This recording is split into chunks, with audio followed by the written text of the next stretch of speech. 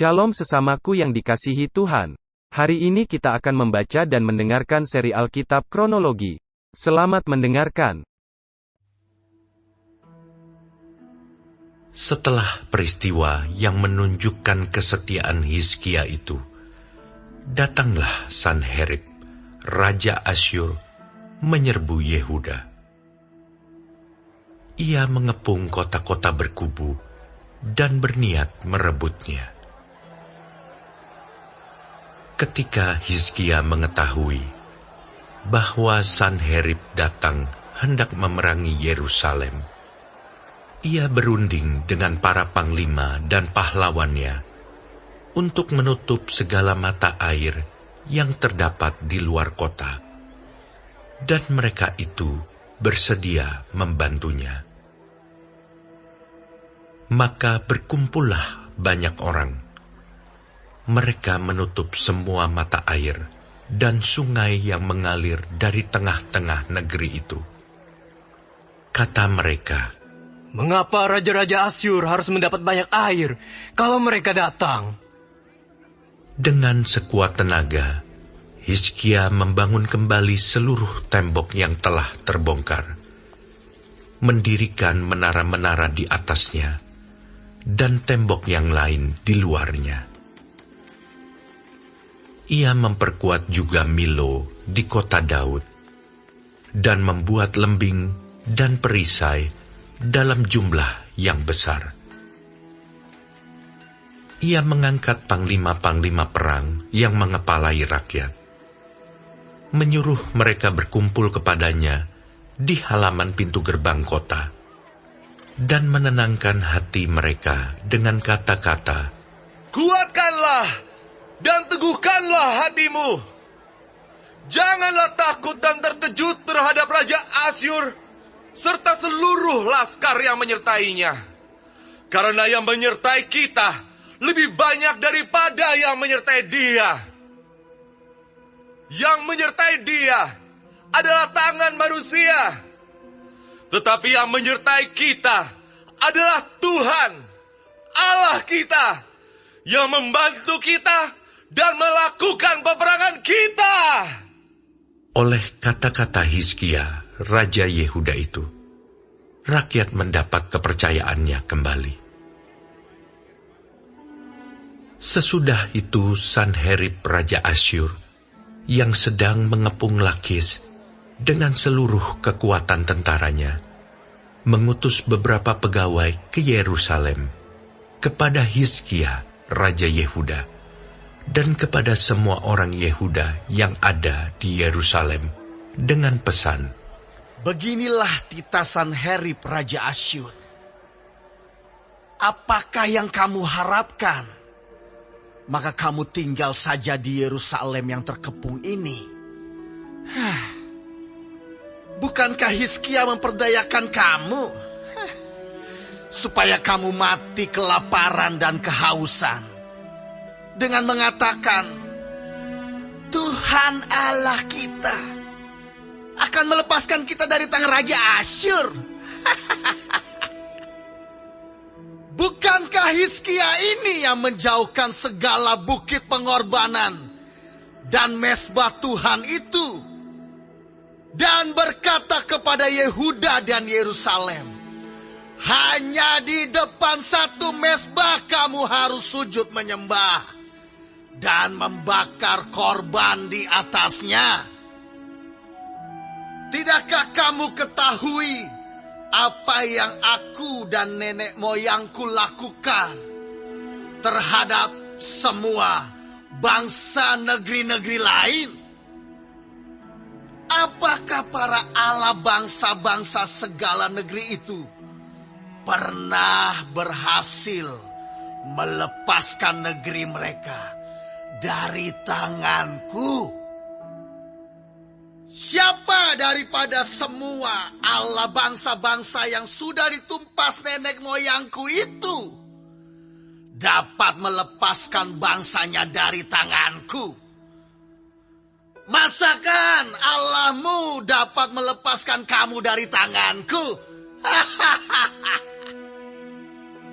Sekarang Janganlah Hizkia memperdayakan dan membujuk kamu seperti ini.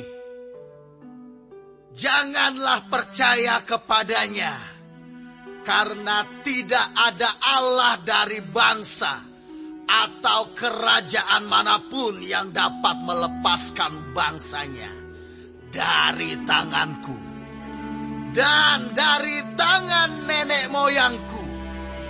Lebih-lebih lagi, Allahmu itu takkan dapat melepaskan kamu dari tanganku. Dan masih banyak lagi yang diucapkan pegawai-pegawai Sanherib itu menentang Tuhan Allah dan menentang Hizkia hambanya. Ia menulis juga surat yang penuh cela dan hujat terhadap Tuhan, Allah Israel. Bunyinya, sebagaimana para Allah bangsa-bangsa segala negeri lain tidak dapat melepaskan bangsanya dari tanganku. Demikian pula Allah Hizkia takkan dapat melepaskan bangsanya dari tanganku. Dan mereka berseru dengan suara nyaring dalam bahasa Yehuda kepada rakyat Yerusalem yang ada di atas tembok, untuk menakutkan dan mengejutkan mereka, supaya mereka dapat merebut kota itu. Mereka berbicara tentang Allah Yerusalem, seperti tentang para Allah bangsa-bangsa di dunia, adalah buatan tangan manusia. Tetapi oleh karena itu, Raja Hizkia dan Nabi Yesaya bin Amos berdoa dan berseru kepada sorga. Lalu Tuhan mengirim malaikat yang melenyapkan semua pahlawan yang gagah perkasa, pemuka dan panglima yang ada di perkemahan Raja Asyur, sehingga ia kemalu-maluan kembali ke negerinya. Kemudian ia ditewaskan dengan pedang oleh anak-anak kandungnya sendiri ketika ia memasuki rumah Allahnya. Demikianlah Tuhan menyelamatkan Hizkia dan penduduk Yerusalem dari tangan Sanherib Raja Asyur dan dari tangan semua musuhnya. Dan ia mengaruniakan keamanan kepada mereka di segala penjuru. Banyak orang membawa persembahan ke Yerusalem untuk Tuhan dan barang-barang berharga untuk Hizkia, Raja Yehuda itu. Sejak itu, ia diagungkan oleh semua bangsa. Pada hari-hari itu, Hizkia jatuh sakit, sehingga hampir mati. Ia berdoa kepada Tuhan, dan Tuhan berfirman kepadanya, dan memberikannya suatu tanda ajaib. Tetapi Hizkia tidak berterima kasih atas kebaikan yang ditunjukkan kepadanya, karena ia menjadi angkuh, sehingga ia dan Yehuda dan Yerusalem ditimpa murka. Tetapi ia sadar akan keangkuhannya itu, dan merendahkan diri bersama-sama dengan penduduk Yerusalem, sehingga murka Tuhan tidak menimpa mereka pada zaman Hizkia. Hizkia mendapat kekayaan dan kemuliaan yang sangat besar. Ia membuat perbendaharaan-perbendaharaan untuk emas, perak, batu permata yang mahal-mahal, rempah-rempah, perisai-perisai, dan segala macam barang yang indah-indah. Juga tempat perbekalan untuk hasil gandum, untuk anggur dan minyak, dan kandang-kandang untuk berbagai jenis hewan besar, dan kandang-kandang untuk kawanan kambing domba. Ia mendirikan kota-kota, memperoleh banyak kambing domba dan lembu sapi, karena Allah mengaruniakan dia harta milik yang amat besar. Hizkia ini juga telah membendung aliran Gihon di sebelah hulu dan menyalurkannya ke hilir, ke sebelah barat, ke kota Daud. Hizkia berhasil dalam segala usahanya. Demikianlah juga ketika utusan-utusan raja-raja Babel datang kepadanya untuk menanyakan tentang tanda ajaib yang telah terjadi di negeri. Ketika itu Allah meninggalkan dia untuk mencobainya, supaya diketahui segala isi hatinya. Selebihnya dari riwayat Hizkia dan perbuatan-perbuatannya yang setia, sesungguhnya semuanya itu tertulis dalam penglihatan Nabi Yesaya bin Amos, dalam kitab Raja-Raja Yehuda dan Israel. Kemudian Hizkia mendapat perhentian bersama-sama dengan nenek moyangnya, dan dikuburkan di pendakian ke pekuburan anak-anak Daud. Pada waktu kematiannya, seluruh Yehuda dan penduduk Yerusalem memberi penghormatan kepadanya. Maka Manasye anaknya menjadi raja menggantikan dia.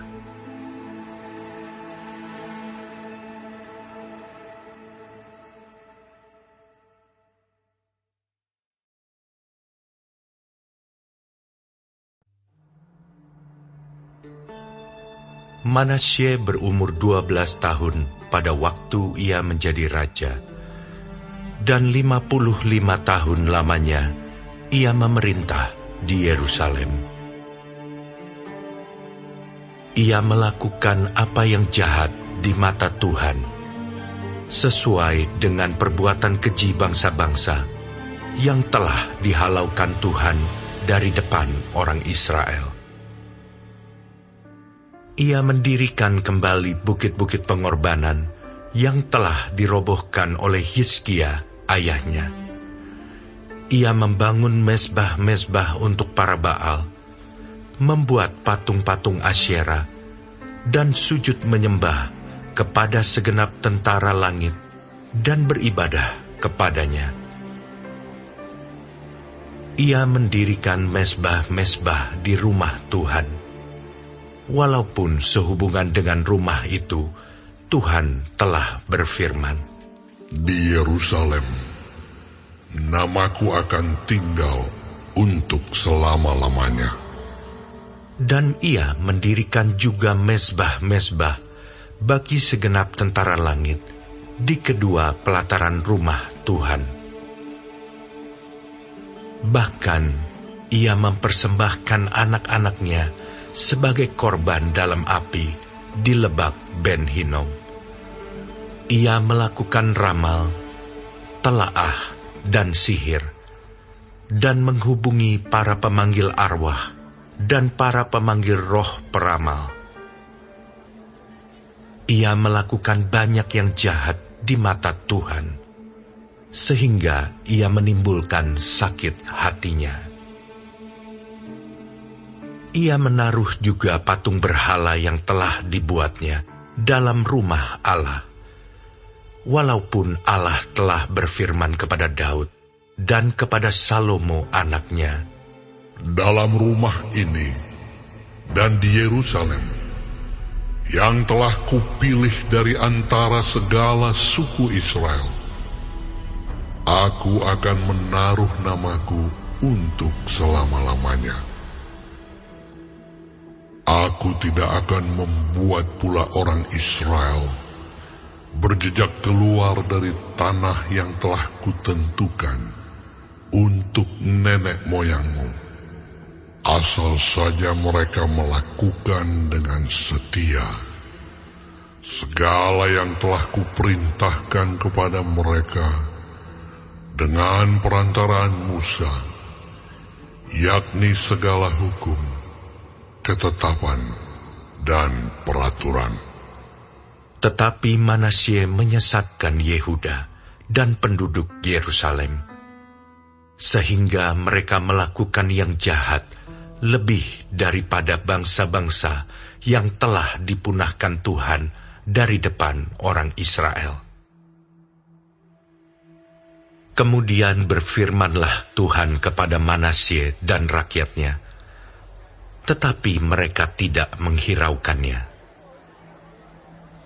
Oleh sebab itu, Tuhan mendatangkan kepada mereka panglima-panglima tentara Raja Asyur yang menangkap Manasye dengan kaitan, membelenggunya dengan rantai tembaga, dan membawanya ke Babel. Dalam keadaan yang terdesak ini, ia berusaha melunakkan hati Tuhan Allahnya. Ia sangat merendahkan diri di hadapan Allah nenek moyangnya dan berdoa kepadanya. Maka Tuhan mengabulkan doanya dan mendengarkan permohonannya. Ia membawanya kembali ke Yerusalem dan memulihkan kedudukannya sebagai raja. Dan Manasye mengakui bahwa Tuhan itu Allah. Kemudian ia mendirikan tembok luar pada kota Daud, di sebelah barat Gihon, di lembah, sampai dekat pintu gerbang ikan, mengelilingi Ofel. Tembok itu dibuatnya sangat tinggi. Ia menempatkan juga panglima-panglima perang di tiap kota kubu di Yehuda. Ia menjauhkan allah-allah asing dan berhala dari rumah Tuhan, juga segala mezbah yang didirikannya di atas gunung rumah Tuhan dan di Yerusalem, dan membuangnya keluar kota. Ia menegakkan kembali mezbah Tuhan, mempersembahkan korban keselamatan dan korban syukur di atasnya, menyerukan kepada Yehuda untuk beribadah kepada Tuhan Allah Israel. Walaupun demikian, rakyat masih mempersembahkan korban di bukit-bukit pengorbanan, tetapi hanya kepada Tuhan Allah mereka. Selebihnya dari riwayat Manasye, doanya kepada Allahnya dan ucapan-ucapan para pelihat yang berkata-kata kepadanya dengan nama Tuhan Allah Israel, sesungguhnya semuanya itu terdapat dalam riwayat raja-raja Israel. Doanya dan pengabulan doanya, segala dosa dan ketidaksetiaannya, semua tempat di mana ia telah membangun bukit-bukit pengorbanan, serta mendirikan tiang-tiang berhala dan patung-patung sebelum ia merendahkan diri.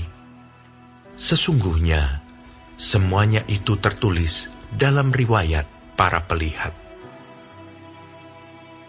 Kemudian Manasye mendapat perhentian bersama-sama dengan nenek moyangnya, dan ia dikuburkan di dalam istananya. Maka Amon anaknya menjadi raja menggantikan dia.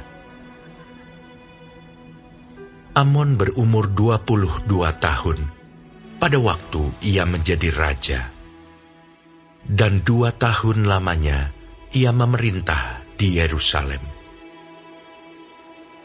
Ia melakukan apa yang jahat di mata Tuhan, seperti yang telah dilakukan Manasye ayahnya. Amon mempersembahkan korban kepada segala patung yang dibuat Manasye ayahnya, dan beribadah kepada patung-patung itu. Tetapi ia tidak merendahkan diri di hadapan Tuhan, seperti Manasye ayahnya merendahkan diri. Malah Amon makin banyak kesalahannya. Maka pegawai-pegawainya mengadakan persepakatan melawan dia, dan membunuhnya di istananya.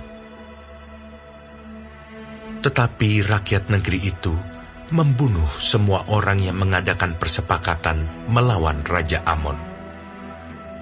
Dan rakyat negeri itu mengangkat Yosia, anaknya, menjadi raja menggantikan dia.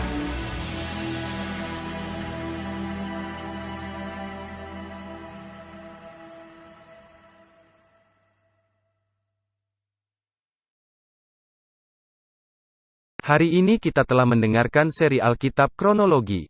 Tuhan Yesus memberkati.